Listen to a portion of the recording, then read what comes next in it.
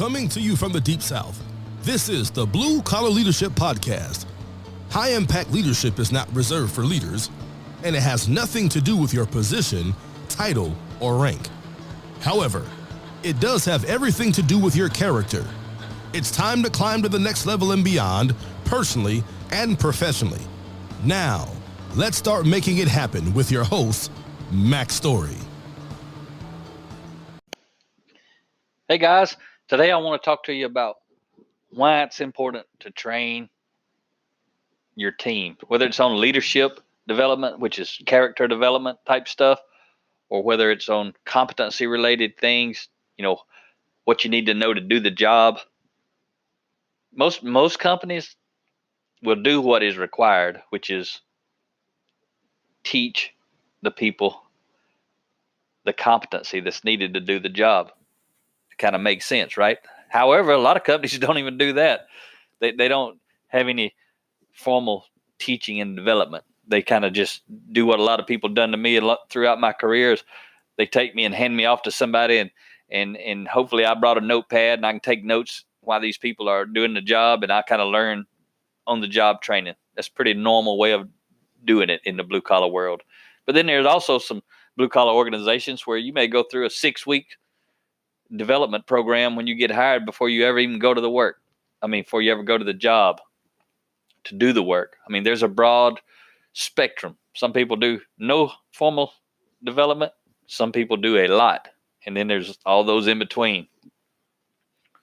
So relative to leadership development, but also, again, the competency piece, you've probably heard this. It's really a popular saying, but I always like to share it because there's still people who haven't heard it, right? There's new people born every day, and every day there's people who are going into the workforce for the first time, young people, right?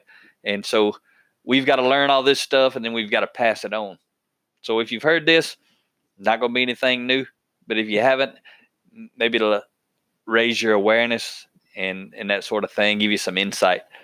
But a common thing when we go in and we start talking about training and developing people, especially relative to character, a lot of times the low impact leaders who are really managers of people, not leaders of people, one of the first things they become concerned about is the investment.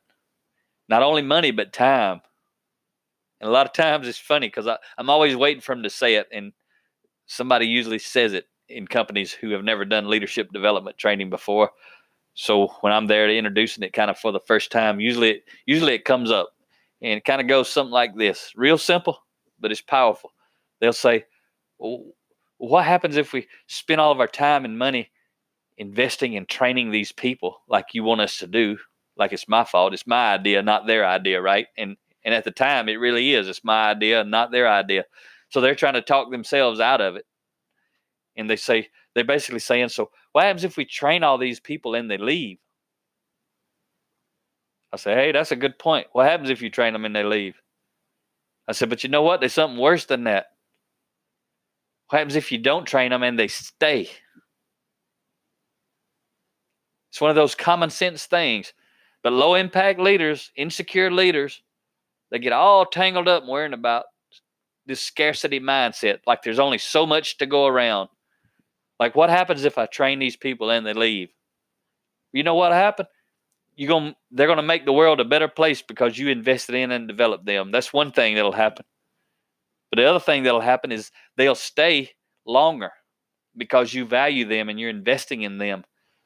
They're going to stay longer. They're also going to recommend and give you good word of mouth as a leader. Companies who are growing and developing their people, those people feel valued, and when they're out in the community, they're giving good word of mouth about their employer, saying, hey, this is a good place to work. They invest in you. They give you time to go to training and classes and all this kind of stuff. And so you attract better people. You attain better people, and you retain top talent for a longer duration. But those companies who truly believe, and there's a lot of them out there, they don't do any training because they're worried about what happens. All we do, we train them and they leave.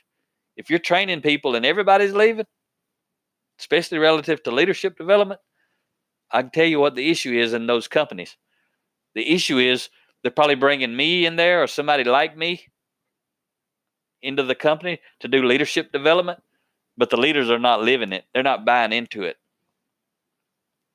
And so it's really not happening.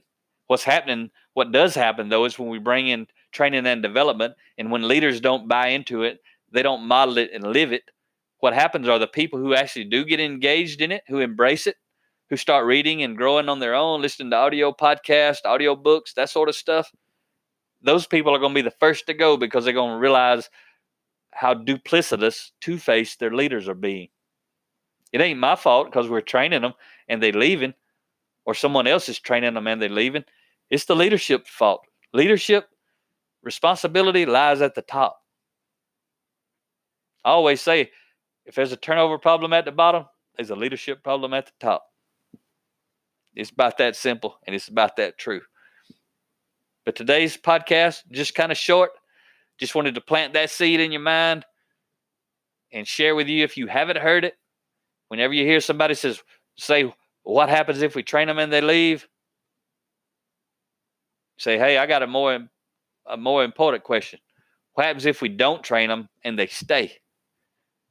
That means we got a team of untrained, undeveloped people, and that's the way we're going to carry out our business. And a lot of people do it. And the only reason they can do it is because they got a lot of competition who's doing business the same way. But if they get someone who steps up, grows and develops their people, they're going to get left behind or go out of business because they're not going to be able to compete. People are the competitive advantage. When you grow and develop your people, you increase your competitive advantage. When you choose not to grow and develop your people, you're choosing to play down at the bottom with everyone else who's playing at the bottom. You probably already know this stuff. It's common sense. Talk to you next time.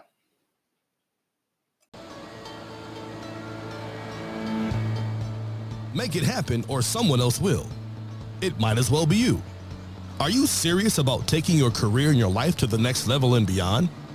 Check out Mac Story's Blue Collar Leadership series books and others, now available on audio, along with paperback and ebooks at Amazon, iTunes, and Audible. Please visit bluecollarleadership.com to learn about Mac's books, programs, special offers, certifications, and more. Thank you for listening to the Blue Collar Leadership Podcast.